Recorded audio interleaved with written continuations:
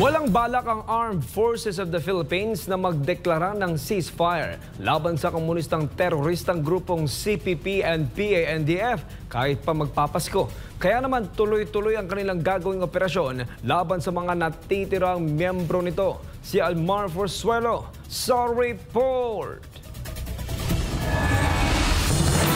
Mahina na ang CPP and PANDF. Ganito inilarawan ng Armed Forces of the Philippines o AFP ang kasalukuyang sitwasyon ng komunistang teroristang grupo matapos tanungin ang hukbong sandatahan ng Pilipinas kung ano ang kanilang ginagawang paghahanda sa nalalapit na anibersaryo ng nasabing salot na grupo. Sa isang pulong balitaan, sinabi ng tagapagsalita ng AFP na si Colonel Francel Margaret Padilla, hindi sila magdedeklara ng ceasefire laban sa nasabing grupo kahit pa sa Kapaskuhan. Paliwanag nito, matagal lang napatunayan na pumapatay ng inosenteng Pilipino ang teroristang CPP and PANDF at wala itong magandang naidulot sa ating bansa kundi takot at kaguluhan, kaya wala nang saysay na magdeklara ng ceasefire para sa kanila. The CPP has shown that they are anti-government, anti-development, and anti-people.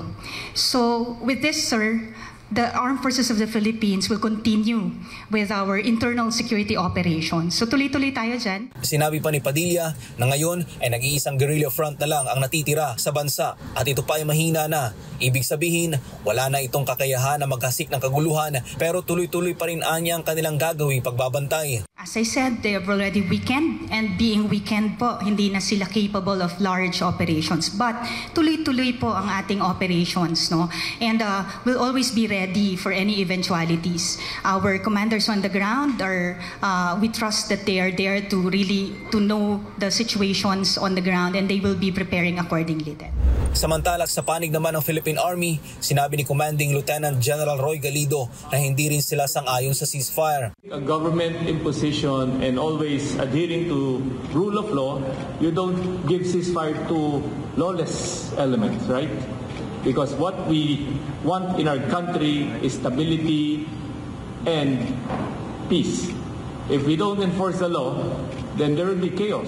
Sa huli, sinabi ni Lieutenant General Galido sa mga rebeldeng grupo, yes, they may create this celebration, but they are insignificant. Kung matatandaan, sunod-sunod ang naging katagumpayan ng pamahalaan laban sa mga rebeldeng grupo matapos na inilabas ni dating Pangulong Rodrigo Duterte ang Executive Order No. 70 na bumuo sa National Task Force to End Local Communist Armed Conflict or NTF-ELCAC at ipinatupad ang National Peace Framework na nagresulta sa pagsuko at pagbalik loob sa pamahalaan ng libu-libong rebelde.